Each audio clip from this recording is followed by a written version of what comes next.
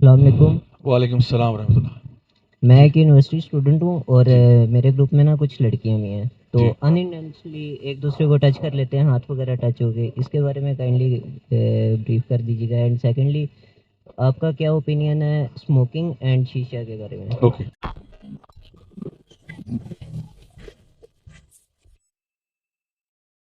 اچھا دو سوال ہیں۔ ایک ہے کہ نان محرمس کو ٹچ کرنے کے بارے میں انٹینشنلی اور ان انٹینشنلی، یہ بات، اور دوسرا اسموکنگ، شیشہ وغیرہ اس کے بارے میں۔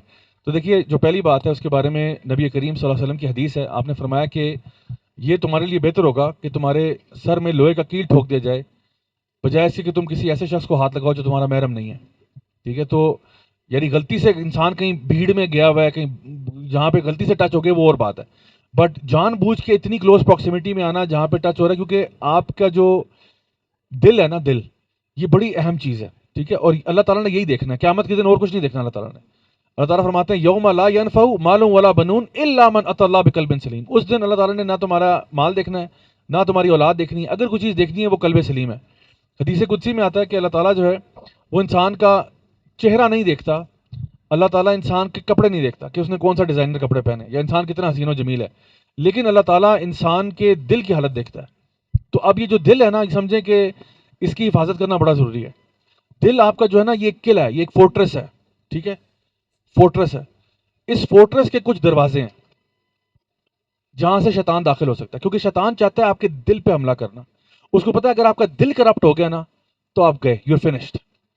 کیونکہ اگر دل ہی صحیح نہیں ہے تو پھر انسان کے اعمال بھی خراب ہو جاتے ہیں، کیونکہ سارے اعمال جنم ہی لیتے ہیں دل سے۔ دل میں حسد پیدا ہوا تو وہ ظاہر ہو گیا، زبان سے باہر آ گئی بات۔ دل میں لالچ پیدا ہوا تو انسان چوری پہ آ گیا، دل میں نفرت پیدا ہوئی انسان نے قتل کرنا شروع کر دیا۔ تو شروع دل سے ہوتا ہے۔ دل میں مسئلہ کریٹ ہوا، شہوت پیدا ہوئی تو انسان زنا کی طرف چلا گیا۔ ٹھیک ہے، تو دل کے دروازے کچھ ہیں۔ دل کا ایک دروازہ انسان کی آنکھ ہے، جس کے ذریعے شیطان داخل ہوتا ہے، آپ کے دل پہ حملہ کرتا ہے۔ اسی لیے ہمیں کہا گیا lower your gaze and guard your mouth, نظر کی حفاظت کرنا۔ ایک دل کا راستہ کان کے ذریعے بھی آتا ہے۔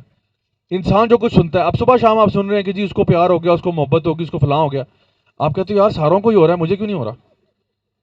انسان کہتا ہے مطلب انسان کو نا محبت ہونے سے محبت ہو جاتی ہے کہ یار مجھے بھی ہونی چاہیے، یار ساروں کو، ہر ارے گہرے نتو خیرے کو محبت ہوئی بھی ہے، مجھے کیوں نہیں ہوئی بھی؟ کیونکہ آپ سارا دن یہی کہانیاں سن رہے ہیں لوگوں کی، اس کو بھی پیار ہو گیا، اس کو بھی پیار ہو گیا، آپ کہتے ہو یار میں اتنا کمزور کیوں؟